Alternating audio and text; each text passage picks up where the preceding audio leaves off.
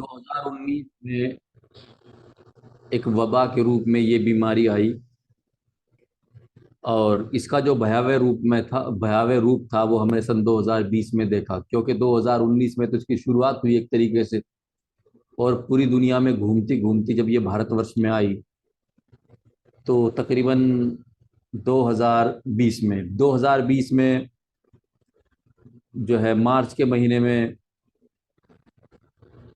इसकी दस्तक अच्छे से हुई। एक महीने का जो है वो बंद रहा। उसके बाद जो है फिर एक डेढ़ महीना बीच में थोड़ा राहत मिली। उसके बाद इसकी दूसरी लहर आई और बहुत ज़्यादा जो है इसने एक भयावह रूप इख्तियार किया।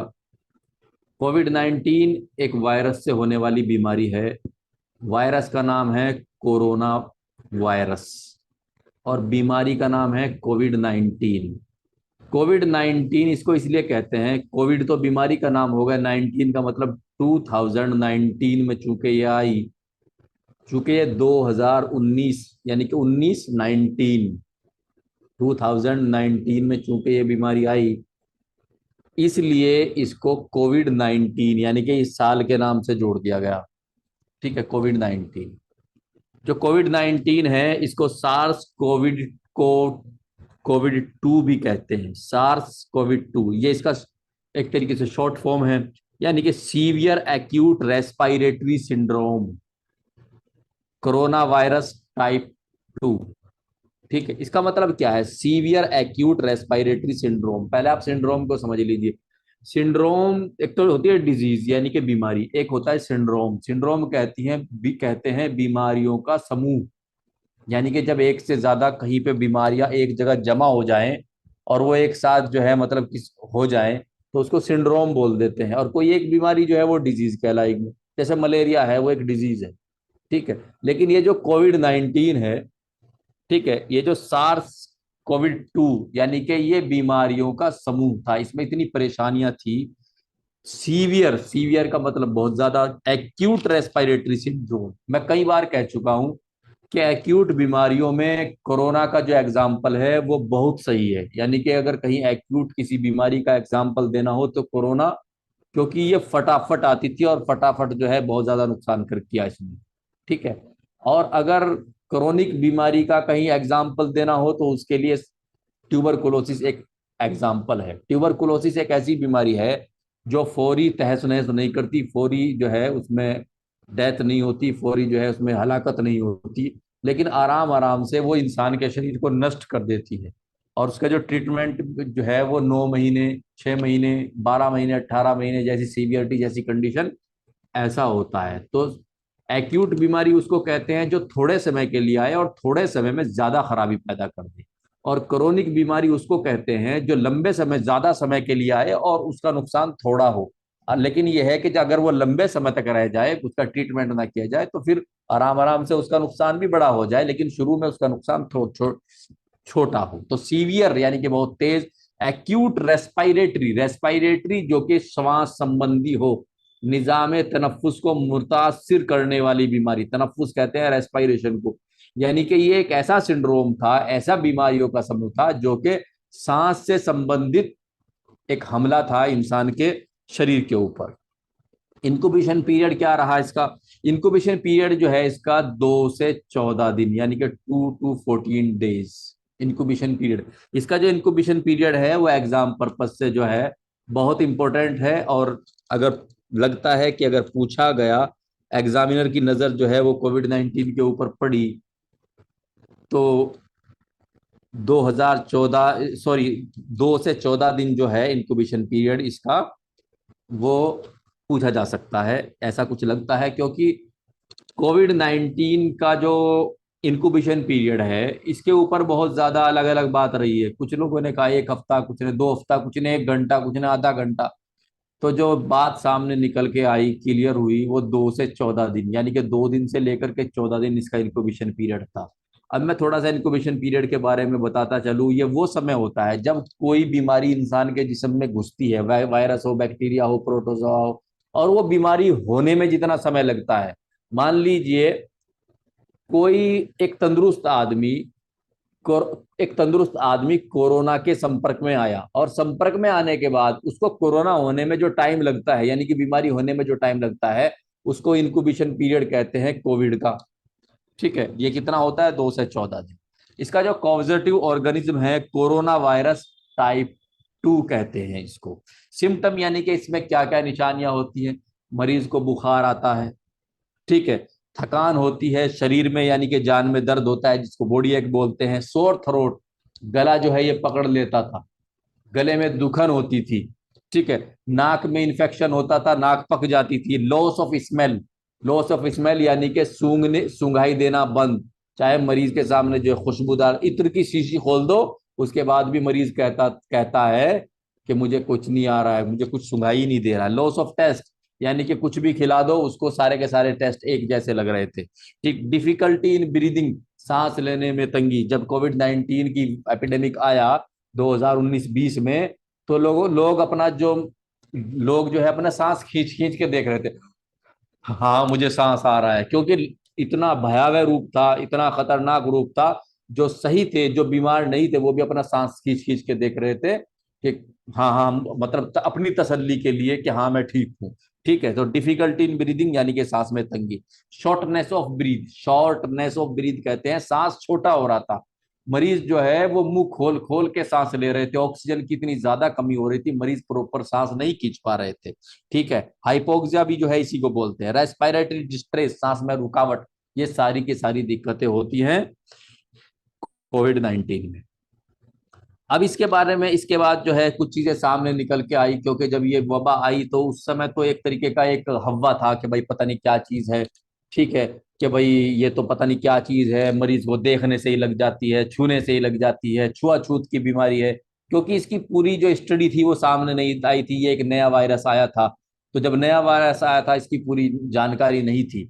ठीक है, लेकिन ये है कि ये बीमारी ड्रॉपलेट यानी कि छींक, चाहे वो छींक जो है खांसी, सॉरी छींट, ड्रॉपलेट बोलते हैं, छींट यानी कि बूंद, ठीक है, चाहे वो जो छींट है वो खांसी से लग जाए और छींक से लग जाए, ठीक है, या कैसे भी लग जाए, तो किससे? ड्रॉपलेट से, छींट और सांस और फोमिटीज से, यानी कि उल्टी उल्टी अगर मरीज कर दी और कोई उसके संपर्क में आ गया तो उससे भी, यानी कि अपशिष्ट पदार्थ इंसान के जिस्म से निकला हुआ कोई भी हो उससे ये बीमारी लग जाती है।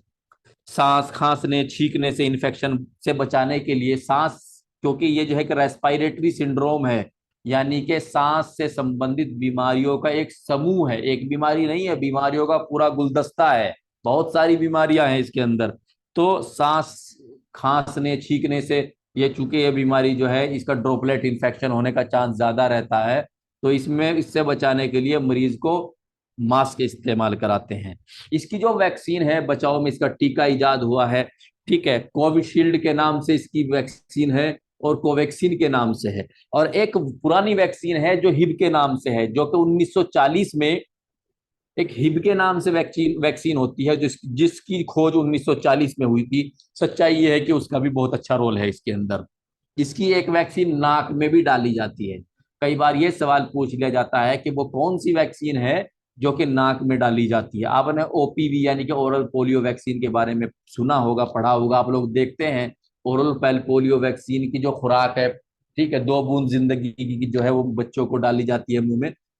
ठीक इसी तरीके से जो कोविड-19 की एक एक वैक्सीन ऐसी है, आपने वो लगने वाली देखी हो, एक वैक्सीन इसकी ऐसी है जो नाक में डाली जाती है, ठीक है, तो वो एक वैक्सीन होती है। ट्रीटमेंट इसका क्या है? इसमें चूंकि इसका जो सेकेंडरी इन्फेक्शन है, वायरस, ये एक वायरस है, ठीक है, कोरोना वायरस एक वायरस है जिसकी वजह से जो है कोविड-19 बीमारी होती है, और ये एक चूंकि बहुत ही एक्यूट रेस्पिरेटरी सिंड्रोम है, तो इसमें एंटीबायोटिक अच्छे चलाने पड़ते हैं कहीं, क्योंकि कई बार जो है कुछ लोगों की किडनी फेल हो गई, कुछ लोगों का जो है इंटेस्टाइनल जो है वो पानी इकट्ठा हो गया, एसाइटिस वेटाइटिस हो गया, कई बार जो है हार्ट में प्रॉब्लम हो गई, तो सेकेंडरी इन्फेक्शन उन इन्फेक्शन को बोलते हैं। मतलब एक आदमी बीमार हुआ और बीमार होने के बाद उस बीमारी से फिर आगे जो है नई बीमारियां शुरू हो गई, ठीक है, जैसे कोविड-19 हुआ तो एक वायरस इन्फेक्शन है, अगर किसी की इम्यूनिटी पावर इतनी मजबूत है कि वो उसे झेल जाए तो बगैर दवा के भी ठीक हो सकता है, लेकिन चूंकि वायरस पहली बार आया था और हमारी बॉडी इसे नहीं जानती थी,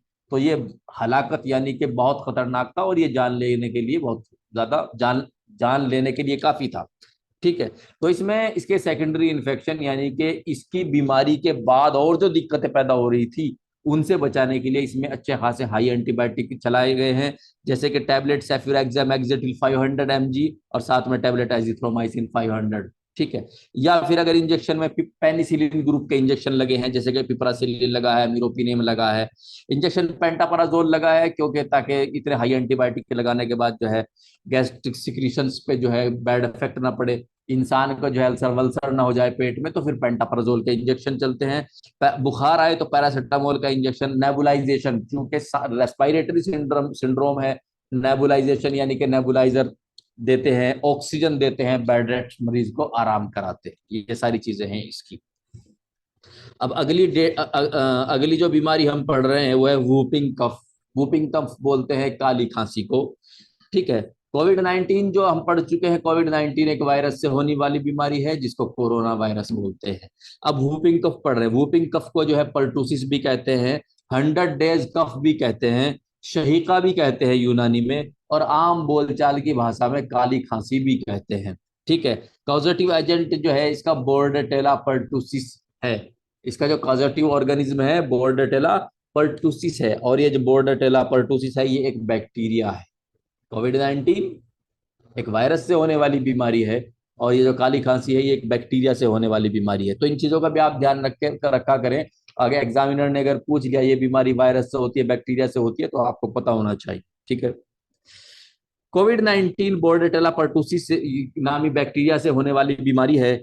इस बीमारी में हूक की आवाज आती है, मरीज जब सांस खींचता है ऐसे आवाज निकालता, हूप की आवाज निकालता है, और इस हूप की आवाज की वजह से ही इस बीमारी को जो है हूपिंग कफ कहते हैं, काली खांसी को। ठीक है, बच्चों को यह बीमारी ज्यादा प्रभावित करती है। इसका जो इंक्यूबेशन पीरियड है 7 से 14 दिन है। टाइफाइड का जो इंक्यूबेशन पीरियड है वो भी 7 से 14 दिन है। पर्टूसिस वूपिंग का काली खांसी शहीका यानी कि जो काली खांसी है इसका इंक्यूबेशन पीरियड भी 7 से 14 दिन है, और टाइफाइड का भी 7 से 14 दिन है। तो दोनों का बराबर है, तो इसलिए इसको याद रखना जरूरी है। ये बीमारी खांसने से छींकने से फैलती है। सूखी खांसी आती है यानी कि बलगम नहीं आता। सांस खींचते टाइम हूक की आवाज आती है। देखिए सांस खींचते टाइम ये चीज याद रखने की है। एक चीज होता है इंस्पायरेशन यानी कि सांस को खींचना, एक चीज होता है एक्सपायरेशन, एक्स का एक्सपायरेशन यानी कि सांस को बाहर निकालना, और सांस को खींचना और सांस को बाहर निकालना इन दोनों को मिला करके कहते हैं रेस्पायरेशन। यानी कि रेस्पायरेशन का यानी कि सांस लेने का मतलब क्या होता है, सांस को अंदर खींचना यानी कि इंस्पायरेशन, इनके मैंने अंदर, इंस्पायरेशन यानी कि सांस को अंदर खींचना, एक्सपायरेशन यानी कि सांस को बाहर निकालना। तो जब सांस अंदर खींचा जाता है वूपिंग कफ बोलती है, यानी कि जो इंस्पायरेटरी वूप, इंस्पायरेटरी वूप इसको कहते हैं। इसलिए कहते हैं इंस्पायरेटरी यानी कि अंदर खींचते टाइम वूप की आवाज आती है। ठीक है, एक बात तो ये है। लेकिन इसमें बात ये है जो फीमेल चाइल्ड हैं, जो बच्चियां हैं यानी कि जो लड़कियां हैं वो इसमें ज्यादा मुतासिर यानी कि प्रभावित होती हैं। लड़के भी प्रभावित होते हैं लेकिन अपेक्षाकृत कम प्रभावित होते हैं। लड़कियां जो है काली खांसी में ज्यादा प्रभावित होती है।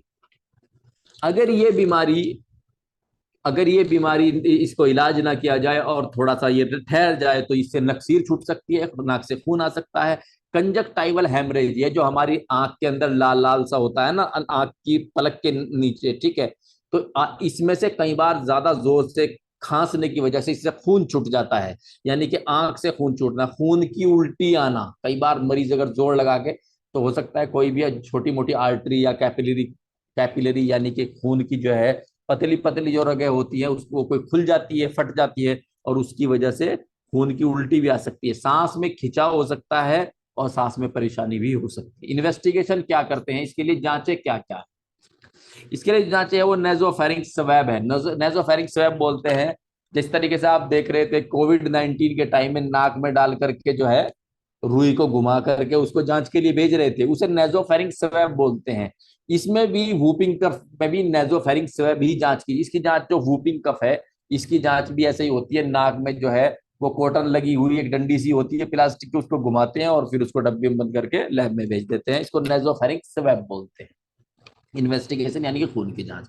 इसकी जो वैक्सीनेशन है, आपने डीपीटी मैंने कल बताया था जब आप डिप्थीरिया पढ़ रहे थे, चूंकि डिप्थीरिया में भी के लिए भी यही वैक्सीन जो है बचाव करती है, और काली खांसी यानी कि पर्टुसिस के लिए भी यही एक ही वैक्सीन है जो काली खांसी को भी कंट्रोल, काली खांसी से भी बचाव करती है, और डिप्थीरिया से भी बचाव करती है, और टिटनस से भी यही करती है, तीनों बीमारियों को यही करती है।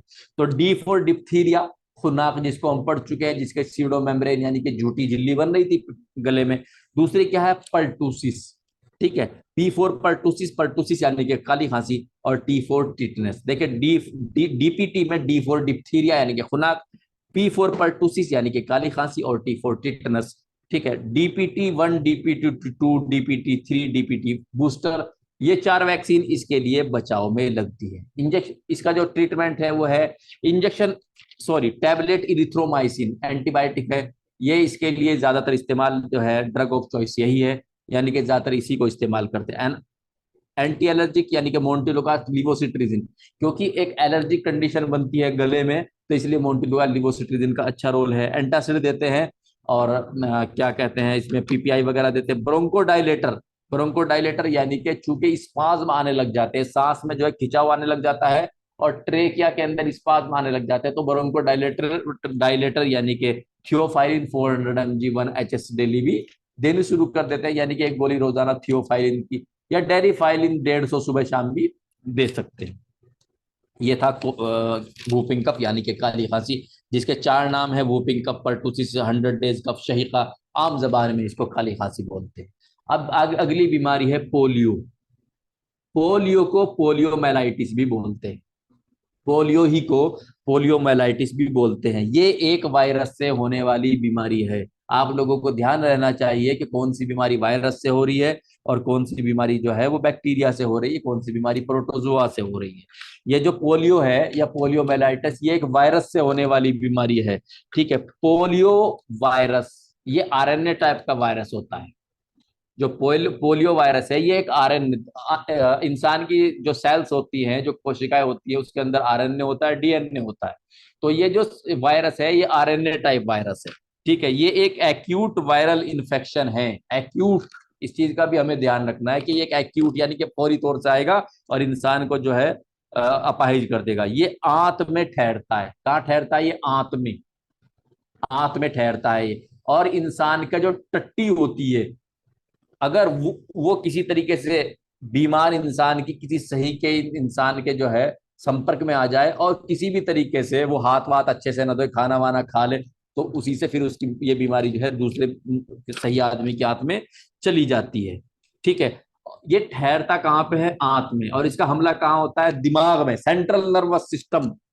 जो सेंट्रल नर्वस सिस्टम है, जो हमें जो है ये बताता है कौन सी चीज ठंडी है, कौन सी गर्म है, कौन सी मीठी है, कौन सी खट्टी है, कौन सी खुरदरी है, कौन सी चिकनी है, आप क्या कह रहे हैं, मैं क्या सुन रहा हूँ, मैं क्या कह रहा हूँ, आप क्या सुन रहे हैं, ठीक है, हम क्या खा रहे हैं, हम क्या, ठीक है। इन सब का जो ज्ञान देता है सेंट्रल नर्वस सिस्टम। और यही सेंट्रल नर्वस सिस्टम जो है हमें कहता है अगर मच्छर काट रहा है तो इससे बच लीजिए, इसको मार दीजिए, खतरा है तो भाग लीजिए, बचा लीजिए अपने आप को, ठीक है। नींद आ रही है तो सो जाइए। ये जितने भी भाव पैदा होते हैं, जितने भी हुक्म होते हैं, सबके सब जो है वो सेंट्रल नर्वस सिस्टम से होते हैं। तो ये जो पोलियोमेलाइटिस पैदा करने वाला वायरस है, जिसको जिसको पोलियो वायरस बोलते हैं, ये आरएनए टाइप का वायरस है। ये आंत में ठहरता है और दिमाग को जो है, दिमाग को ढीला कर देता है, यानी कि दिमाग के चूल ढीले कर देता है, जिससे कि क्या होता है, दिमाग का तवाजुन खराब हो जाता है। यानी कि दिमाग जिन चीजों को दिमाग जिन चीजों को संतुलित करता है वो नहीं करता। होता क्या है, दिमाग से, चूंकि इंसान के जो मसल्स, मोटर नर्व एक्टिवेट हो रहा है ना, मोटर नर्व कहते हैं, हम अपने अपने हाथ को कहते हैं चलो चलो, ठीक है, उठा लो किस चीज को, पैरों कहते हैं चलो। तो सेंट्रल नर्वस सिस्टम को जब ये प्रभावित करता है, तो क्या होता है, इससे जो है एक तरीके से पैरालाइसिस हो जाता है, यानी कि अधरंग हो जाता है, और निचले हिस्से में होता है। ऊपर वाले हिस्से में जो है पोलियो नहीं होता, पोलियो नीचे वाले हिस्से में, यानी कि हाथों में नहीं होता पोलियो, बाहों में नहीं होता पोलियो, जो है वो किस में होता है, वो टांगों में, मतलब तरीके से टांगों में होता है, ठीक है। तो इससे क्या हो जाता है, अधरंग हो जाता है पोलियो से। पोलियो एक वायरस है, इससे क्या हो जाता है, अधरंग हो जाता है, ठीक है जी। ये मांसपेशियों को शिथिलता यानी कि फ्लैसिडिटी, चूंकि इंसान की जो मांसपेशी होती है, जब सर्वल सेंट्रल नर्वस सिस्टम पे हमला होता है तो इंसान का एक साइड का धड़ जो है एक साइड का धड़ जो है, कई बार दोनों साइड का भी, एक साइड का जो धड़ है वो काम करना बंद कर देता है, उसकी जो है उसकी सप्लाई वप्लाई सारी डिस्टर्ब हो जाती है और वो कमजोर होना शुरू हो जाता है, वो ऑर्गन जो है छोटा होना शुरू हो जाता है। ठीक है जी। इसका कॉजेटिव ऑर्गेनिज्म जो है पोलियो वायरस आरएनए है। 15 साल तक की उम्र में ये ज्यादातर प्रभावित करता है, 15 साल तक, क्योंकि 18 साल तक का तो बच्चा ही माना जाता है, तो 15 साल तक के बच्चे को ये प्रभावित करता है, और ज्यादातर 5 साल तक के बच्चों को करता है। वैसे तो 15 साल तक को करता है, लेकिन ज्यादातर 5 साल, इसीलिए सरकार जो है 5 साल तक जो है पोलियो की जो खुराक है वो पीने पर जोर देती है, क्योंकि ज्यादातर जो बच्चे इसमें फंसते हैं वो 5 साल तक के फंसते हैं, लेकिन इसमें जो खतरा बना रहता है वो 15 साल तक के लिए बना रहता है। ठीक है। इसका जो रिजर्वायर है, यानी कि ये रिजर्वायर कहते हैं, ये ठहरता कहाँ है? आदमी की आंत में ठहरता है। तो इसका जो रिजर्वायर है वो कौन है? ह्यूमन बीइंग, यानी कि मानव, यानी कि आदमी है। ये फीको ओरल, फीको बोलते, फीकस बोलते हैं टट्टी को, ओरल बोलते हैं मुंह को, यानी कि किसी तरीके से जो है बीमार आदमी का जो फीकस भाग है वो किसी तरीके से इंसान, सही आदमी इंगल्फ कर ले, निगल ले।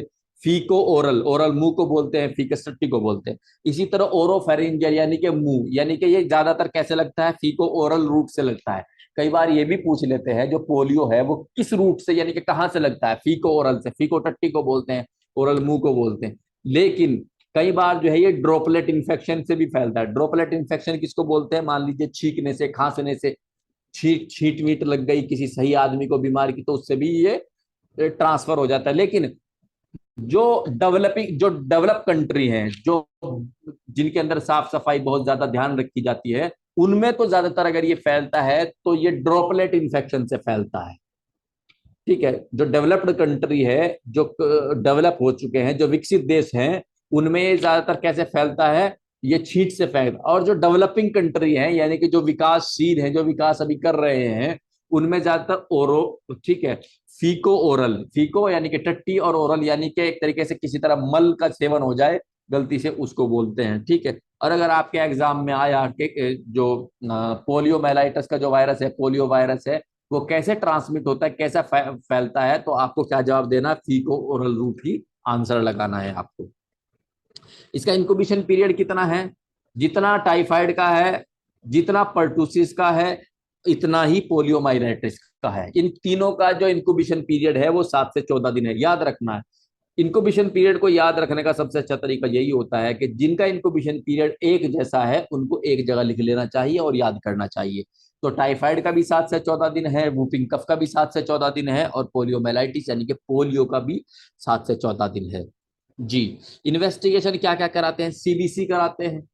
ये तो तकरीबन ज्यादातर बीमारियों में कंबाइंड ब्लड काउंट या सेल करा देते हैं। स्टूल कल्चर, देखिए ये एक बहुत ज्यादा इंपॉर्टेंट चीज है इस बीमारी में, यानी कि पोलियो के मरीज का जो सबसे ज्यादा, पोलियो के मरीज का जो सबसे ज्यादा जरूरी टेस्ट है वो स्टूल, यानी कि टट्टी, टट्टी के, यानी कि स्टूल, स्टूल कहते हैं टट्टी को, जांच के लिए लैब में भेजते हैं। ये इन्वेस्टिगेशन ऑफ चॉइस है, यानी कि सबसे ज्यादा महत्वपूर्ण। क्यों? क्योंकि जो पोलियो का जो वायरस है वो कहाँ रहता है? आंत में। तो आंत में रहता है, आंत में जो पाखाना होता है, टट्टी होती है, जब टट्टी जो है आगे निकल पास होगी तो उसमें जो है पोलियो के वायरस होंगे। तो इसका इन्वेस्टिगेशन ऑफ चॉइस क्या है? स्टूल कल्चर, यानी कि पाखाने की जांच, यानी कि टट्टी की जांच। ठीक है। सीएसएफ फ्लूइड, सीएसएफ फ्लूइड यानी कि जो रीढ़ की हड्डी का पानी होता है उससे भी इसका पता लग जाता है, वो भी इसका जो है इन्वेस्टिगेशन में गिनती होती है। वैक्सीन क्या होती है? इसकी दो तरह की वैक्सीन होती है पोलियो की। नंबर एक तो होती है जो कि हर महीने 2-2 बूंद पिलाई जाती है, उसको बोलते हैं ओरल पोलियो वैक्सीन। ओरल के मैंने मुंह के होते हैं, पोलियो के मैंने पोलियो वैक्सीन के मैंने बचाव टीका। बचाव टीका उसको कहते हैं वैक्सीन जो है जो बीमारी होने से पहले पिलानी शुरू कर दी जाए। ठीक है। सरकार जो है इसको जो है कंटिन्यूटी से पिलाती है, और हर 5 साल तक के बच्चों, क्योंकि 5 साल तक के बच्चों को अत्यंत खतरा रहता है, वैसे 15 साल तक को खतरा रहता है।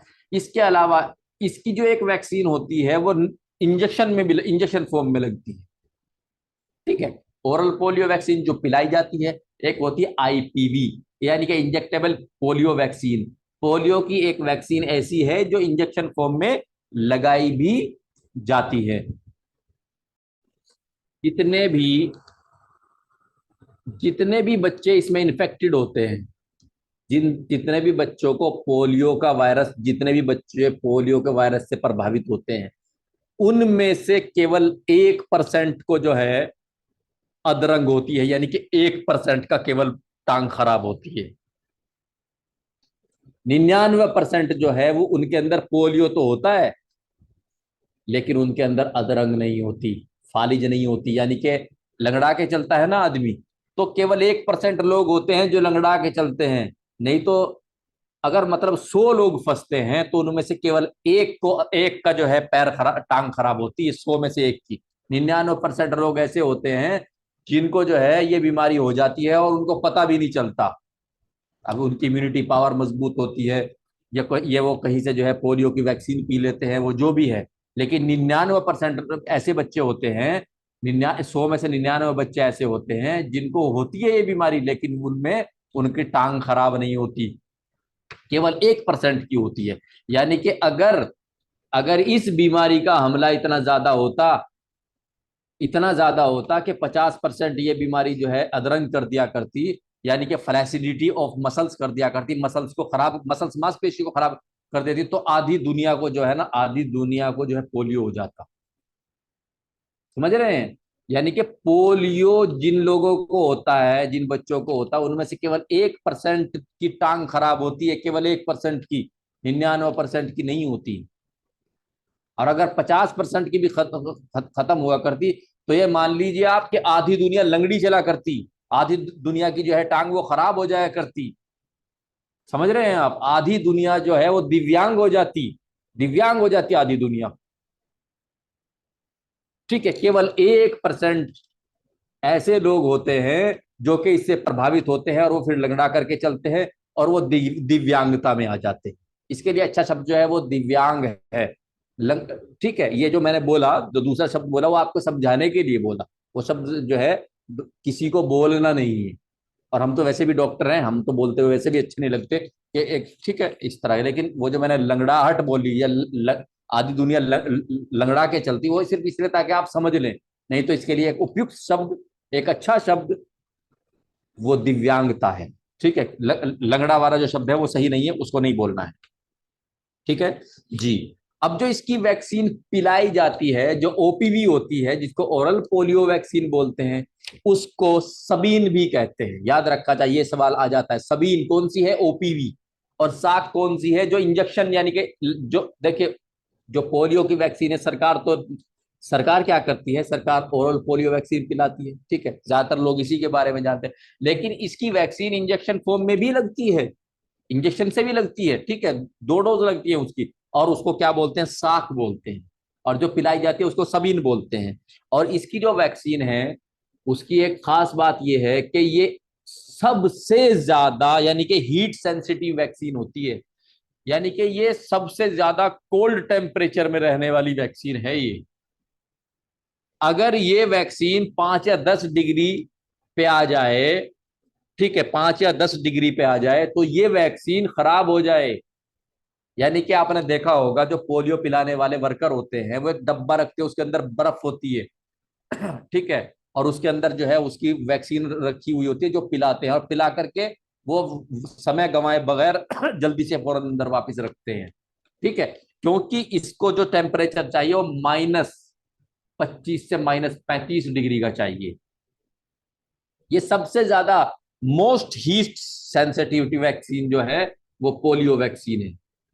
तो पोलियो वैक्सीन है वो ओरल पोलियो वैक्सीन, जो है ओरल पोलियो वैक्सीन, जो मुंह से पिलाने वाली है, जो सबसे ज्यादा मोस्ट हीट सेंसिटिविटी वैक्सीन है। -25 से -35 डिग्री टेम्परेचर चाहिए। इसीलिए जो पिलाने वाले वर्कर होते हैं उनको जो है क्या दिया जाता है? उनको बॉक्स दिए जाते हैं, आइस बॉक्स दिए जाते हैं, जिनके अंदर जो है बर्फ लगी हुई होती है। ठीक है, अब ये जो था पोलियोमेलाइटिस कंप्लीट हो गया है। एक इसमें एक पॉइंट है नया, चूंकि मेरे सामने आ गया था, सोचा आप लोगों को बता दूं। इस तरह के सवाल भी कई बार पूछ ले जाते हैं, तो इसको भी आप ध्यान रखें। आयुष्मान भारत, जो सरकार की एक योजना है, आयुष्मान भारत, ये जो है ये 23 सितंबर, यानी कि 23 सितंबर सन 2018 को प्रधानमंत्री मोदी जी ने लॉन्च किया था। मैं आपको क्यों बता रहा हूं? मैं आपको इसलिए बता रहा हूं कि आयुष्मान भारत कब लॉन्च किया था? अगर ये सवाल आ जाता है तो फिर ये याद रखना है 23 सितंबर सन 2008 को प्रधानमंत्री मोदी जी के द्वारा इसको लॉन्च किया गया। ठीक है, इसकी ये डेट जो है याद रख। अब किसी को कुछ पूछना है इसमें तो मुझे पूछ लीजिए। आज के लिए बस इतना ही था। जो किसी को